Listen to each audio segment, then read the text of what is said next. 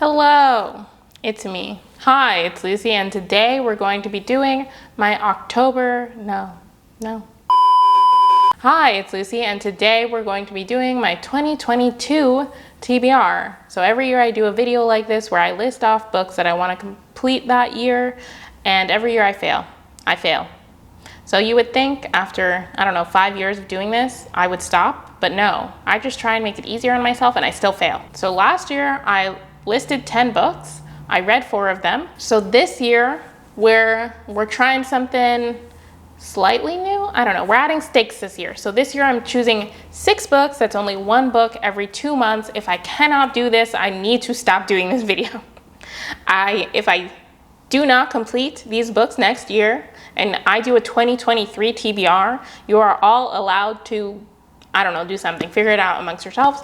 But yes, I'm also adding other stakes other than audience accountability. I am adding self-accountability in that these books are going to self-destruct. If I do not complete these books, then I will have to unhaul them. I am not playing around. I've seen other people do videos like these where if they don't read certain books, they have to unhaul them, and I'm doing that. I never used to do that, but I just need something to encourage myself, you know? Not all of these books I physically own, but I do have like a digital copy somewhere, and if it's a digital copy I end up not reading, I have to just never read it. I don't know, I haven't come up with a stake then for that, but 4 of these are physical, so it could happen. We'll find out next year or the end of this year. We'll see. So these books don't have any particular rhyme or reason. If they do, I'll tell you as I get to them, but mostly I just picked books that I felt like I should have gotten to by now.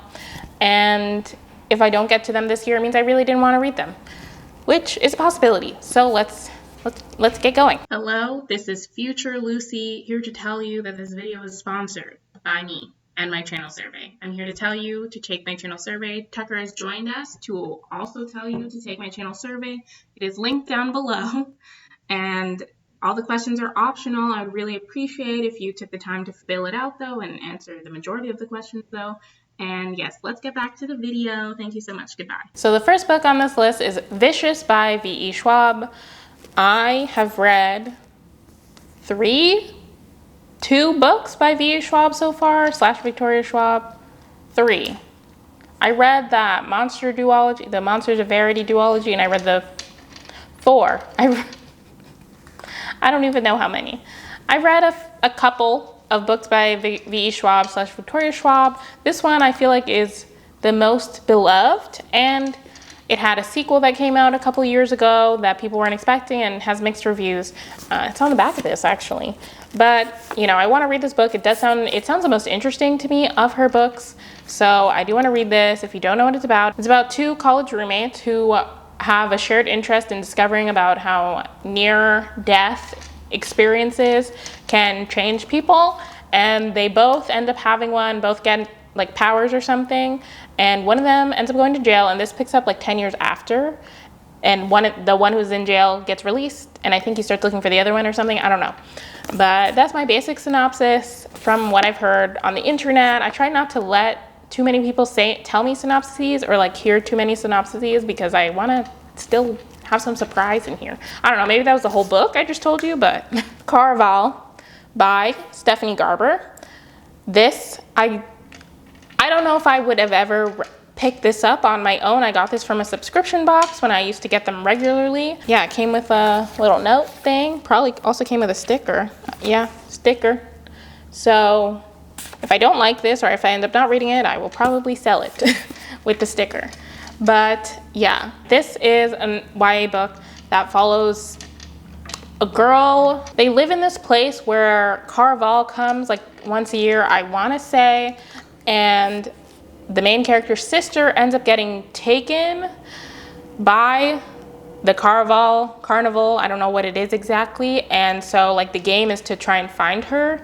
And so the main character has to try and like save her sister. I'm pretty sure that's how it works.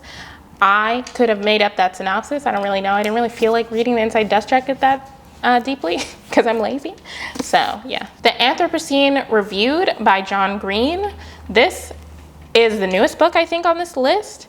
And I just wanted to read it. I own the audiobook. I would like to listen to it. I've heard like a lot of good things about it. A lot of people think that nonfiction is where John Green is at, apparently. And also I feel like I should read this because I have read all of John Green's previous books. His author ranking was one of the first videos I did on my channel. I'll link it down below, even though it's old and it doesn't include whatever the one before, Turtles All the Way Down, because it didn't exist yet. But yeah, if you're interested in my former thoughts of John Green from me almost 6 years ago, damn. But yeah, I just feel like I should read it, and yeah, I've heard good things. This is basically an essay collection by John Green, who, if you don't know who that is, just Google it, or type his name on YouTube. But yeah, it's an essay collection where he just talks about things in life, I guess, and lots of people like it. I don't know. So I'm intrigued. The Impossible Knife of Memory by Laurie Halse Anderson. For a while, this was the last Laurie Halse Anderson book I had to read, but she's released a couple new ones since then. So this is messing my white balance. So 1 second.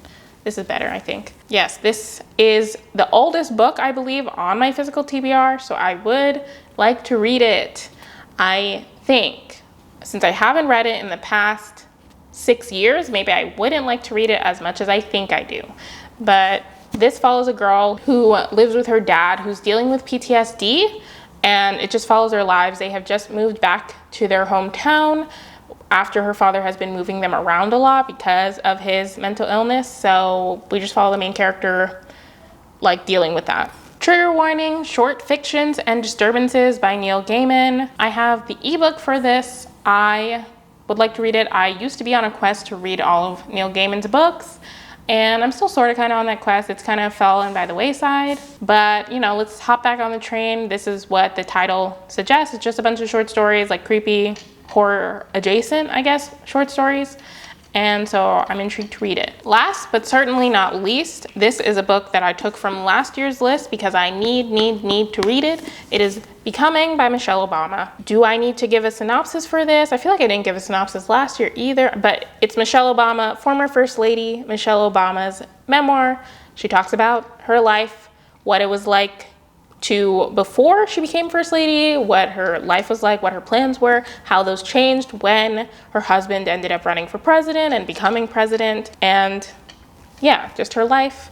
I, like many others, was intrigued to read it. I bought it, just never opened it. So, or actually I think maybe I've read the first like 10 pages, but yeah, I need to read the rest of the pages, not just the first 10, so. Yeah, that's it. Those are the 6 books on my 2022 TBR. If these do not get read, these books do self-destruct, as will I, honestly, because I'll be so disappointed in myself. So yes, in the comments down below, let me know a book that you would like to read in 2022. It could be one of these, or it could be just a different book. Also, leave me a house emoji in the comments down below for no reason. I just because. Subscribe to my channel if you haven't already. Hit the notification bell if you haven't done that already. Thank you so much for watching. I will see you in my next video. Bye.